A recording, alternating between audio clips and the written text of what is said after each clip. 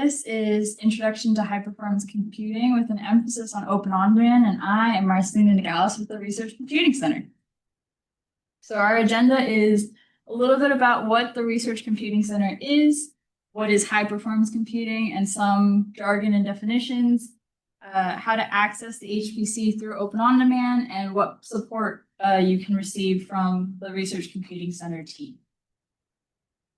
So the Research Computing Center is a unit of FSU's IT department, and we host and administer the supercomputing resource known as the High Performance Computing System. So I'll refer to that as HPC as we go, and then the Research Computing Center we refer to as RCC. Okay, so two major benefits of high performance computing is that you can customize the hardware that you use to run your programs. This will be a little bit more beefed up than your home computer. You have different processors where typically your home computers will only have one type of processor, and you can house specific customizations like CPUs and GPUs, etc. This high-performance computing will also allow you to offload your work, so anything that takes a really long time to run on your desktop, laptop devices, you can send it to the high-performance computer or run it on the high-performance computer, and it's just like shifting to a different tab, so all of that compute power is going to be on the HPC instead. You're able to use like parallel processes for running code, which we jump back to this image here on the bottom. Each of those stacks has multiple, like essentially computers inside. So the parallel processes will allow you to run programs on multiple computers at the same time, which is just like one of these blinking dots here or here is like one computer. So you can have code running on multiple computers. So you're not limited to the resources within your own computer. And then something that's really helpful with high performance computing is when you're batch processing something. So if you have like hundreds of tasks that you want to run that aren't necessarily connected to each other, you can run them in parallel and then pull all the output at the end of the code. These are specific to our high performance computer. We have over 650 nodes, around 70 GPUs, over 20,000 processors, both AMD and Intel. And this comes into play depending on the software that you're compiling, can sometimes be specific to one processor or the other, or works faster with one processor or the other. 500 plus teraflops, so things are moving at a pretty fast pace. And then how our metrics for the quote unquote programs that are run on the HPC are called jobs. And so we've run over 29 million jobs since 2008 on the clusters. So before I jump into the definitions for things on the high performance computer, are there any questions? Okay, perfect. So I talked a little bit about HPC jobs in terms of how we measure when programs are run. Typically, what you'll see for a high performance computing job is you'll start with your input data in your program if you have input data, but typically you start off with that program. You send it off to the HPC, which can be represented by these stacks. And then a typical use case of high performance computing in the past is that this is kind of working outside of any interactivity from the user. So you can send your program and your data, your input data, it runs on the computer, and then you get the output at the end. The way that open on-demand works is that you can actually manipulate the data in the program while it's running on the supercomputer or the high-performance computer, and that way, and you can also download the output. So, as you can see from this image down here, this is the same image from the slide before. there's a lot of different computers running at the same time. The high performance computer is a shared resource for all FSU researchers. So we use a job scheduler called Slurm to allocate what computers get what jobs, so that not all of the jobs are being run on one singular computer. And then the job scheduler will actually keep track of what cores are being used and what cores are empty and can be allocated for different jobs. The two different accounts, this will get, we're hoping that it's not confusing. So user accounts are going to be typically your FSU ID, or if you're an external collaborator, whatever email that you're using. And that's how you're able to log in to the high performance computer. And that will also be the directory path to get to your home directory. So like all of the files that you have on the HPC. The Slurm accounts are utilized by the job scheduler, and it'll actually pick hypothetically, one Slurm account could be just these 3 computers at the top. And so it kind of just picks what pool of resources that you're able to pull from.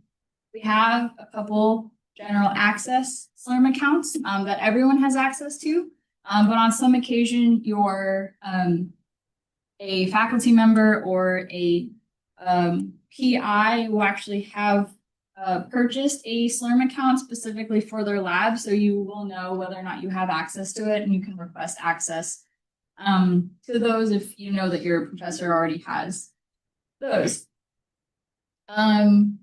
Lastly, if you're coming from a different university than you've used a high performance computer before, our Slurm accounts are also known as queues and partitions. So if you've seen those, it's kind of referring to the same thing of the pool of nodes that you can choose to pull resources from. Okay. So another analogy for the job scheduler is this conveyor belt of boxes. So for your general access Slurm accounts, you can put your data and your program within one of the boxes, and then anything on the outside label, so your to label, your from label, your postage, is kind of what the job scheduler is reading in terms of where do you want your output to go, how many cores you need, how many hours are you planning on running your code. What else do we have? What Slurm account? So essentially, what conveyor belt line are you pulling those resources from? And for our general access queues, since it's a shared resource and everyone has access to the general resource Slurm account, you'll be waiting in a queue depending on the amount of resources that you're requesting. So for example, if you're only asking for 4 hours, but you're asking for a lot of cores, or you're asking for a GPU, that might take a little bit longer than if you're asking for no GPUs, a short amount of time. And this conveyor belt here that only has the one package is a representation of what our owner Slurm accounts look like. So again, the ones that a professor has purchased, there's no waiting. It's just that one package or that one job that has the labels and resources. So that's a benefit of purchasing one as opposed to using our general access Slurm accounts. Okay, before I move on to talking more in depth about Open On Demand, are there any questions about in general HPC from online and in person?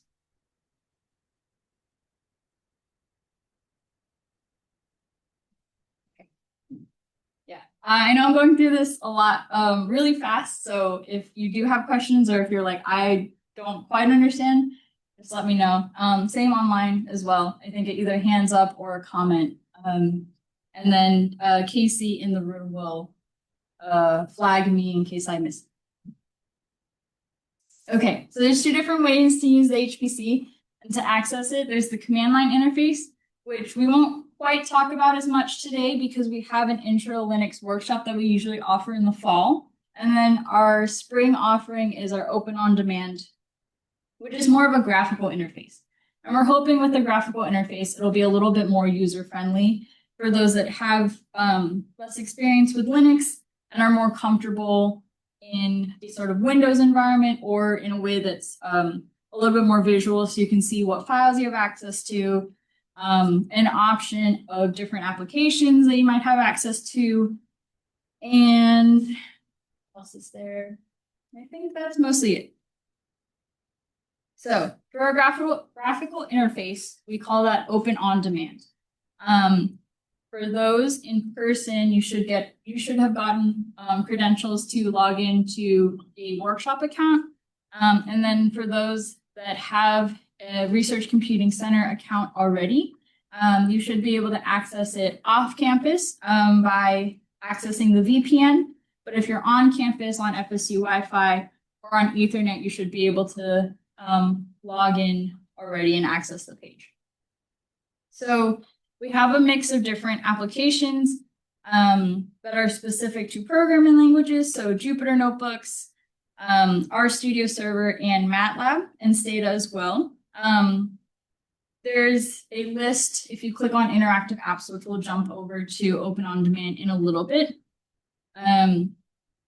But if you don't see the application that you want to use that has a GUI interface, or if you just want to have multiple windows open, like you want to have the terminal open, as well as other maybe Jupyter Notebooks as well, you can open everything up on RCC Desktop, and that'll allow you to run multiple things, but that's how you're going to interactively work on the high performance computer. Okay.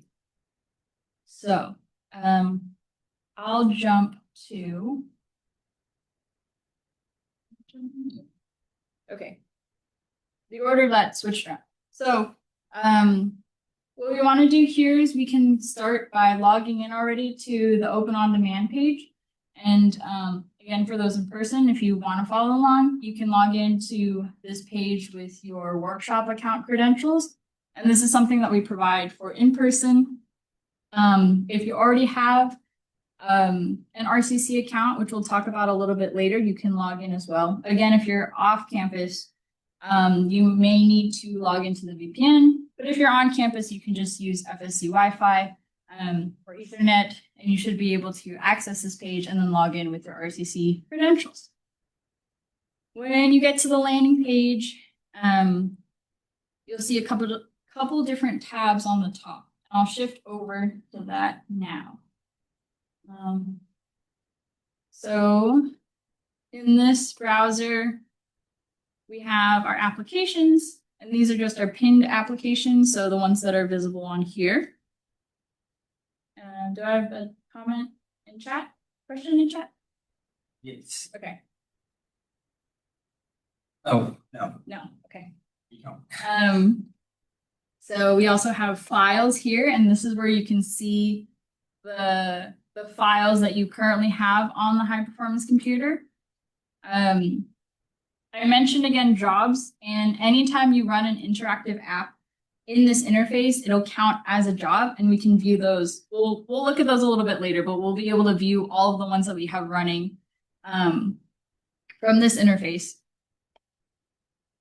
Clusters is a way that we can use to access the command line in here. So if you don't have a terminal on your computer that you like, you can access the command line this way.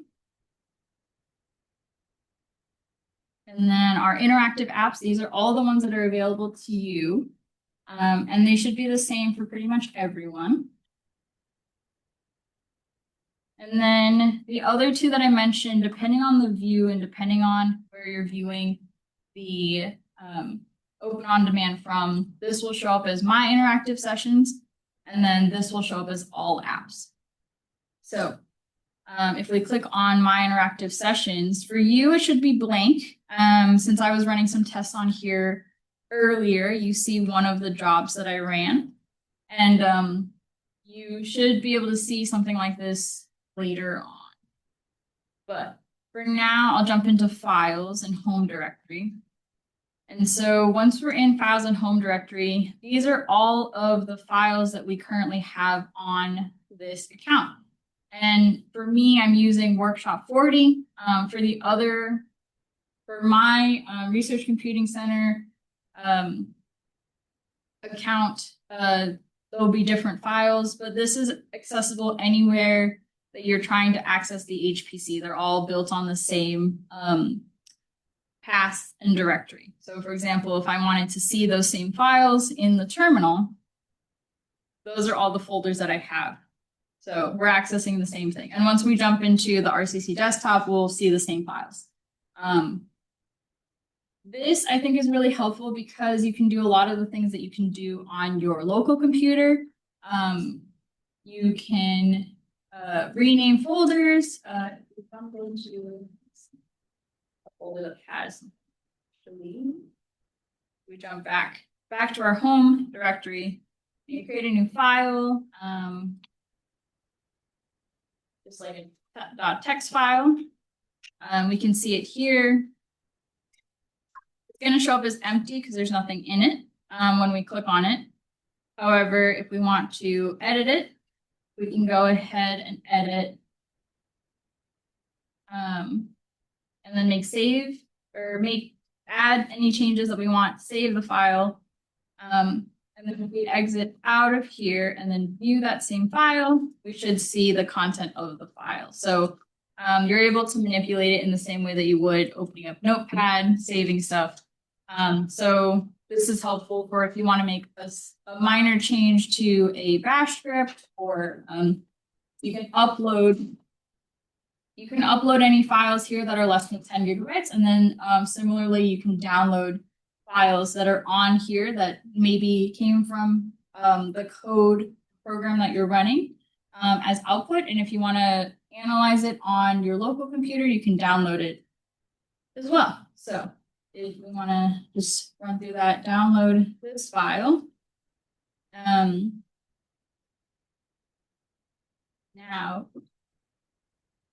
I can see this test.txt on our local computer. Okay. So let's go back to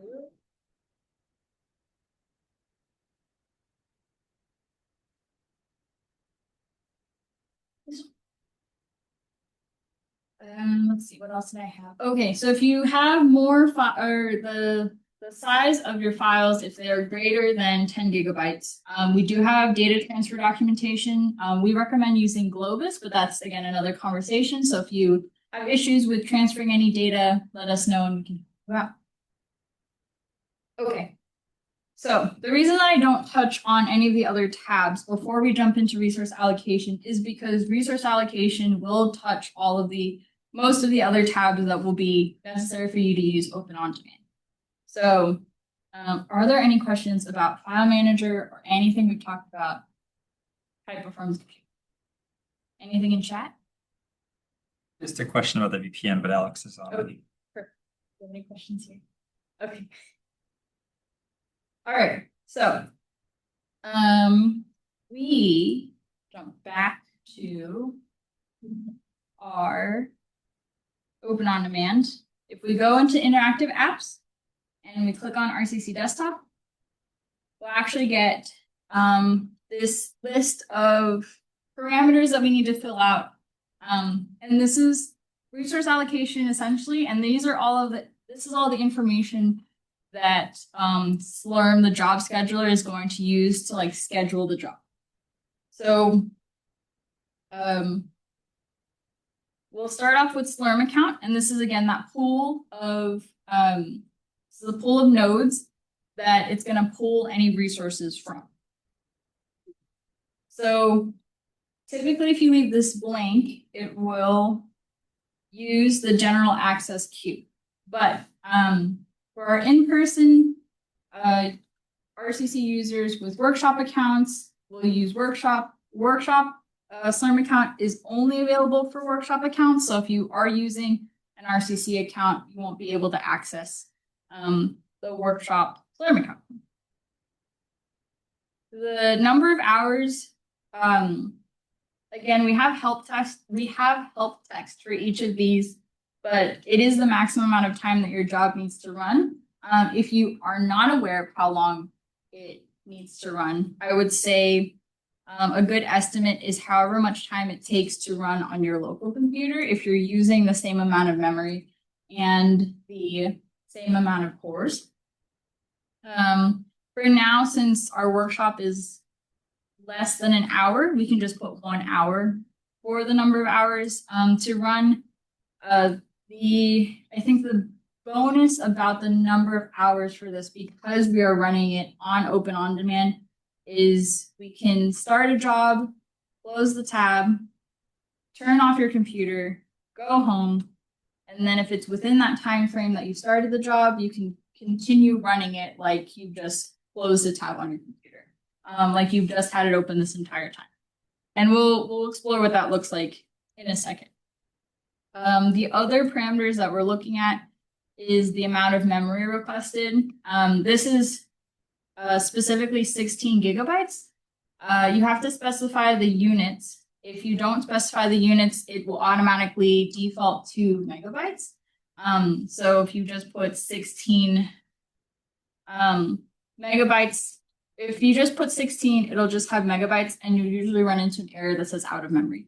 So we recommend, if you know that it's going to be 16 gigabytes, then add the G to it. And typically what we have for our general access queues is the max allocation that you can have is 4 gigs per core. And so you can do the math manually, where you have the number of cores and you set the amount of memory, but you can also leave it blank. So if you only have the number of cores listed, it will automatically calculate how much memory you'll get. For our general access queues, general access queue Slurm account, sometimes it'll just default to 2 gigabytes per core. And then if you set it to that max amount, that's when you would want to specify the amount of memory. For RCC desktop, the number of nodes, you can modify the number of nodes. This again will take longer for you to request because it's now searching across multiple computers to run. But this is not an option for every single application. Typically, if you're just trying to run a program that requires a lot of cores, you can have the number of nodes be 1 and then just have the number of cores be like 100 or 200, because our nodes are pretty beefed up. But you have to have your code specifically programmed with distributed computing to use multiple nodes. So you'll know whether or not you can utilize a multi-node program.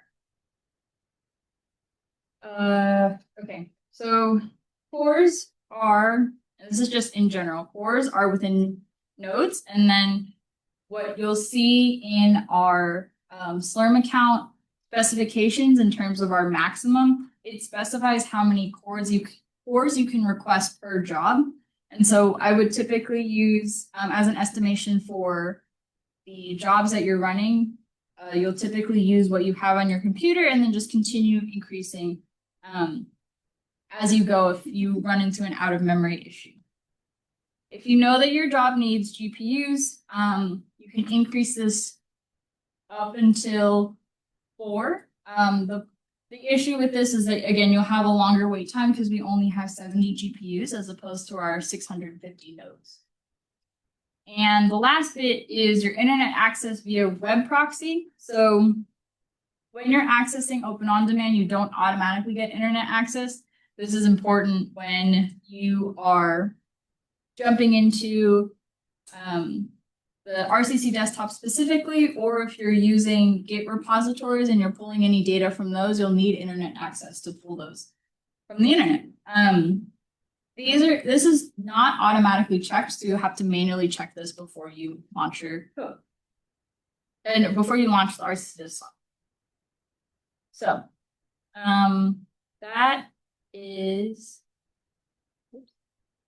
that's all of the resource allocation specifically for RCC desktop.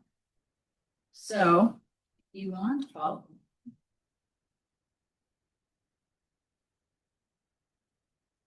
You can navigate to ondemand.rcc.fsu.edu, log in with your workshop credentials, click on the RCC Desktop Interactive app, and then set up the RCC Desktop with the following resources. And there'll be a button at the bottom that says launch. And then you should be able to open the RCC Desktop and look around.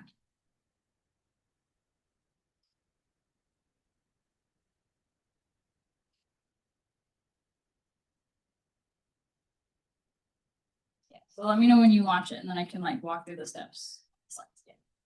I've launched it. Yeah. Okay, perfect. So this is what it'll look like. Open on demand in a browser. Log in with the RCC workshop credentials, and then click on interactive apps in RCC Desktop. And there's different ways of getting to the RCC Desktop application. You can also click on this button here on your pinned apps. And then here are all of the parameters that we just walked through.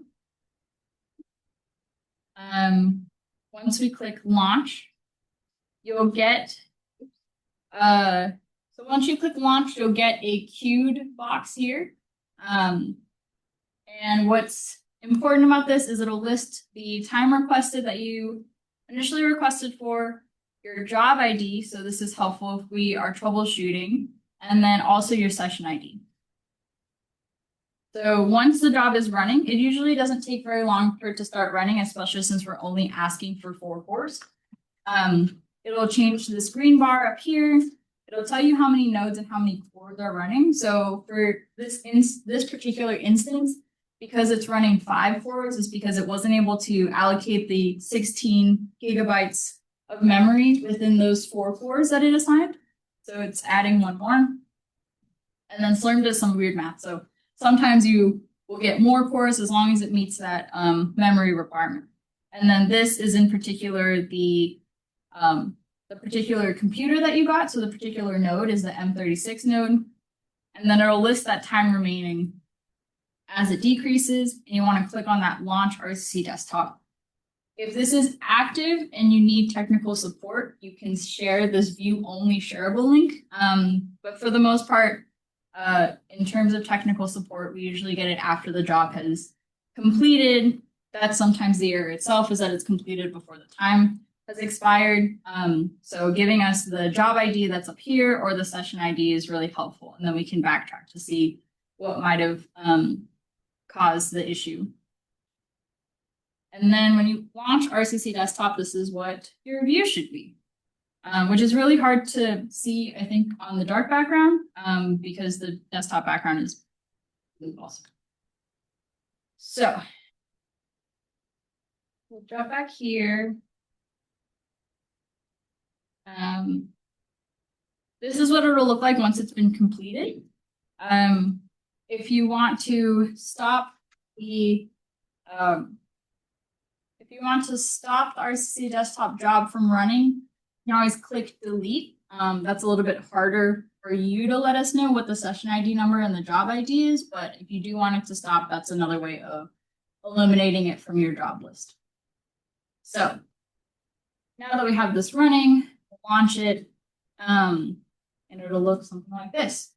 The tricky parts about your RCC Desktop is that if you're copying anything on your local computer and you want to paste it into the RCC Desktop, you'll paste it in here first before you paste it, before it can be like Control-V pasted in the RCC Desktop. But that's just one bit of it. The file system, like I mentioned before, is that same structure that we had on the File Explorer on Open On Demand, and this is that test.txt. Hello world text file that we had. So let's see, what else do we have with this? Okay, so when you exit out of this tab, maybe when you exit out of this tab, it's not that it's gone forever. You can just click launch RCC Desktop and everything comes back the way that it was before. So I'll open a couple different windows so that you can see. What I'm talking. Here's the terminal. Here's the file explorer. So if I exit out of this and I go back, launch RCC desktop, we'll see it like I never left. And then similarly too, I can exit out of Open On Demand. I can exit out of the cluster here. And if I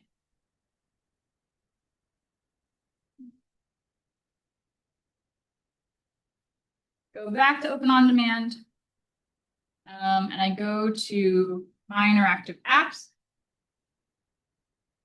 I still have this window. Once I launch RCC desktop, again, the same window, as long as the time remaining still has some number. If it doesn't, it'll look like completed and there's not a way to click launch RCC desktop. You can start multiple RCC desktops if you want. And you can see how many you have currently running if you go to jobs and then active jobs. Here again, for troubleshooting purposes, here's your job ID. And the status for this is running. Okay, let's jump back into here.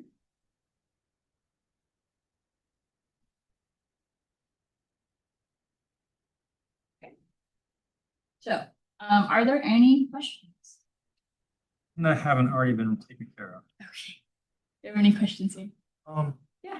What's running right now since we launched it? Is anything like actually running at the computing center right now?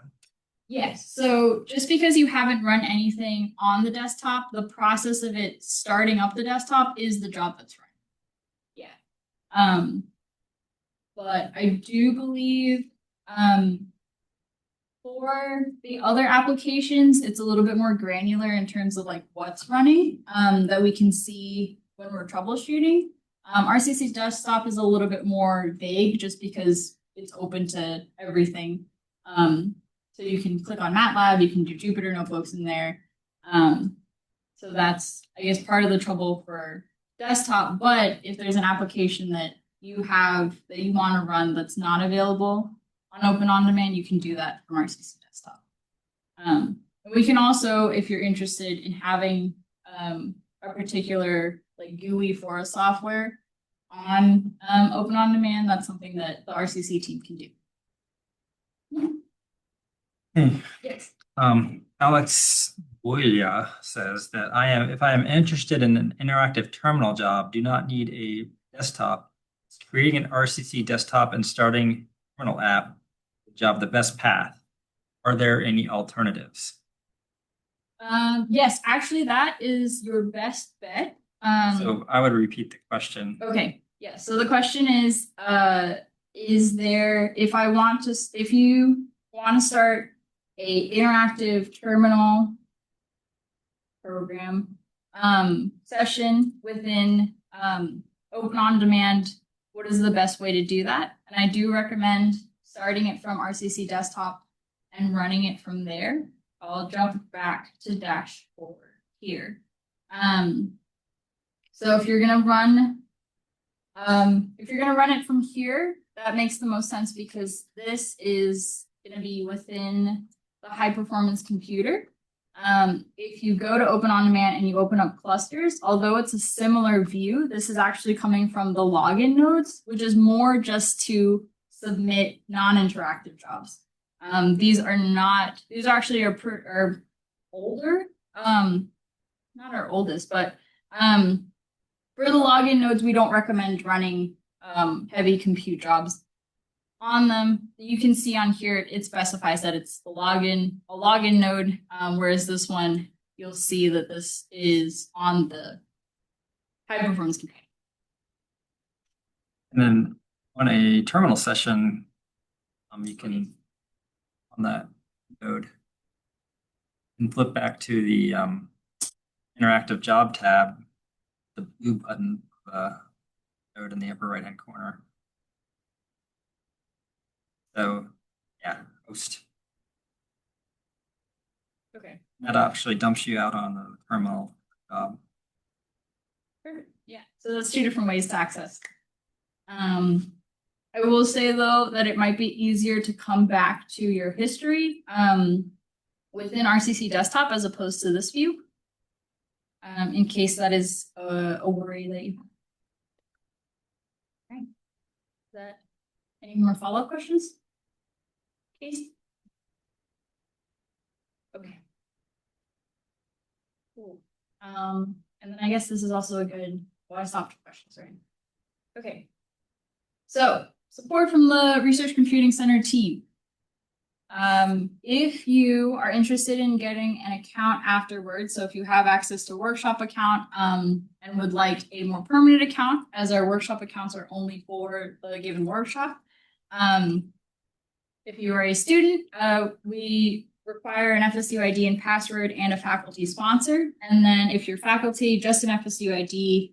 I believe your passwords are already linked to what you use for my.fsu.edu, so you might not have to enter in any password.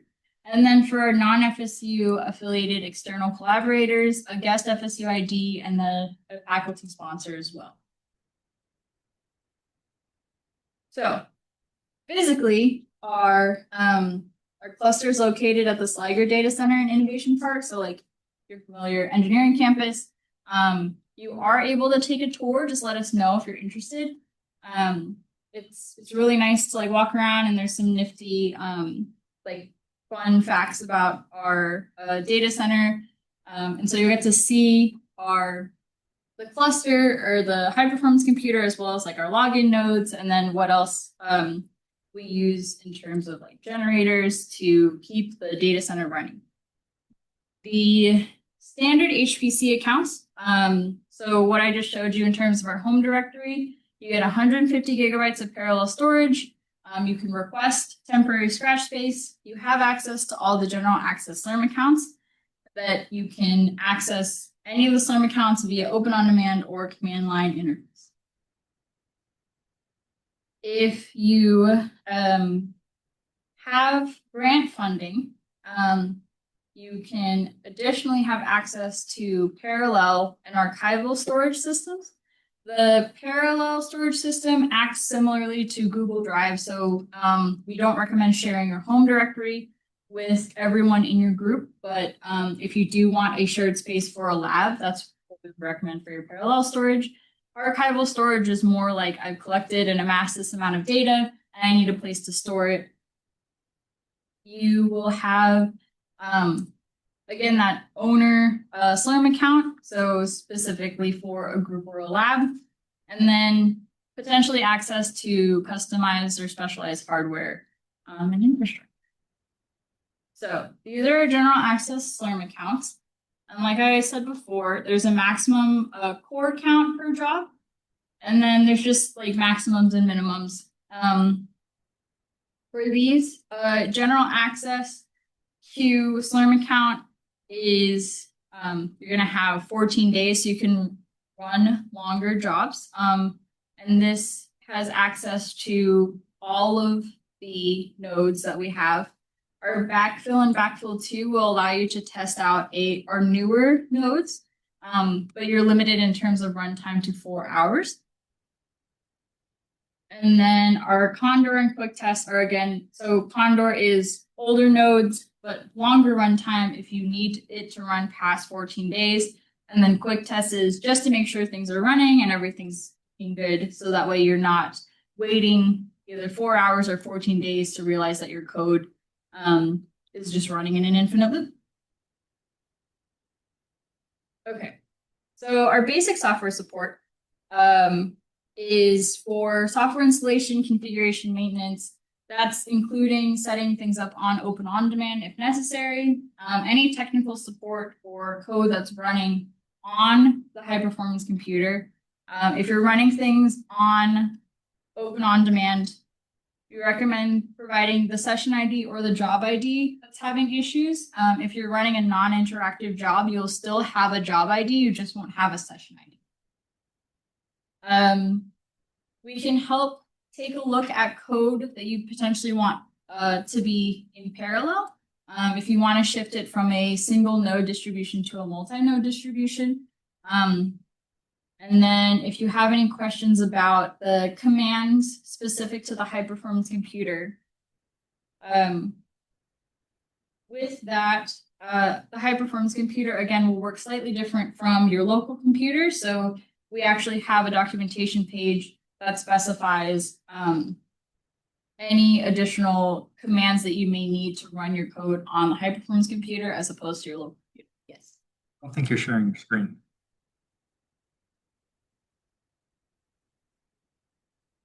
Am I not? Tell the Uh-oh. Okay. long as it's a me. Yeah, so Casey's just saying that if you guys aren't seeing me share screen, just let me know in the chat. Okay. And then our hardware support, for those that have a smaller high performance computer cluster on campus and want to co-locate that to the Sligo data center, you can let us know. And then we can, again, provide that maintenance and support on the hardware side as well. So we do have, again, with grant funding, additional paid support in terms of software development consultation, some customized software installations, and then in-depth consulting for research projects. So let us know if you're interested. There's a slide, I think, later on that talks about how to get in contact with us. So the Research Computing Center has roughly 2 million jobs per year that are submitted. And we've helped with over 2,000 support cases since 2022. Our software team has regular office hours from 9 to 5, Monday through Friday. Let us know if you want to drop by and schedule an in-person. We're available by Zoom or email during those hours. And then we're actually located in the basement of Dirac. So wherever that, where the Woodward Loop is where our entrance is. We also have a helpful picture on our website, just in case, because it's a little bit hidden behind some brick. But if you have any questions or any concerns or just want to learn more, please email us at support@rcc.fsu.edu for any of the Research Computing Center needs. Okay. If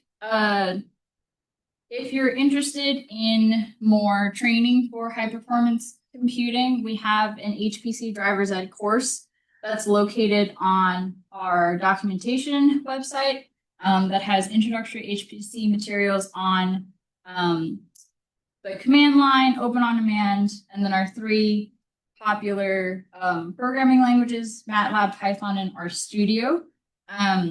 These are distributed, I guess, informational videos and links, and it's also available as a Canvas. So if any professor is interested in teaching high performance computing in addition to their course, they can populate their Canvas course and pool modules. So again, if they just need a MATLAB module or if they just want a Python module, these 3 programming language modules are, they talk a little bit about the introduction to the programming language, but they also reference any troubleshooting points that you might encounter when using MATLAB, Python, or R on the high performance computer. And then our documentation page is docs.rcc.fsu.edu. And this has, it's a listing of all of the software that we have, all the workshops that we offer. Within those software documentation, it lists any particular commands that you may need on the high performance computer to run it. That might be different from what you do and run on your local.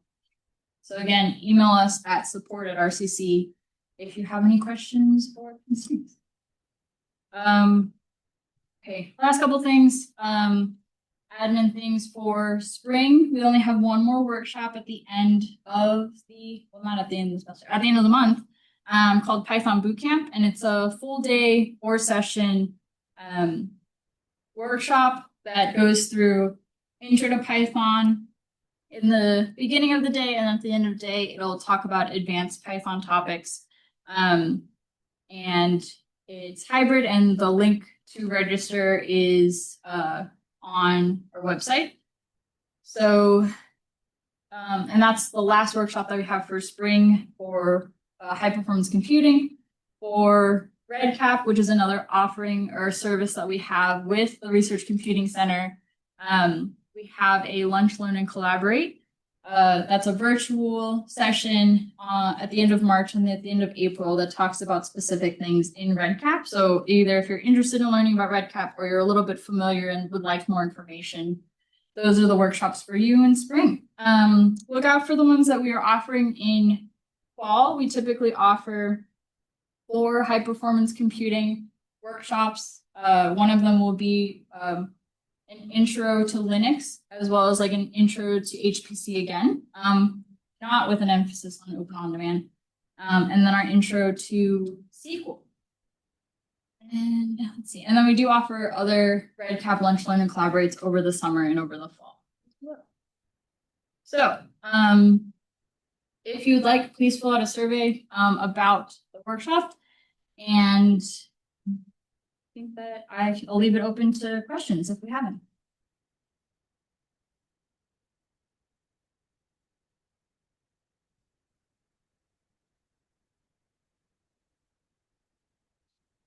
No questions? All right. Well, thank you all for attending our workshop. If you do have any questions afterwards, after the workshop is complete, feel free to, again, send an email to support@rcc.fsu.edu. And we'll be more than happy to answer your questions there. Thanks so much.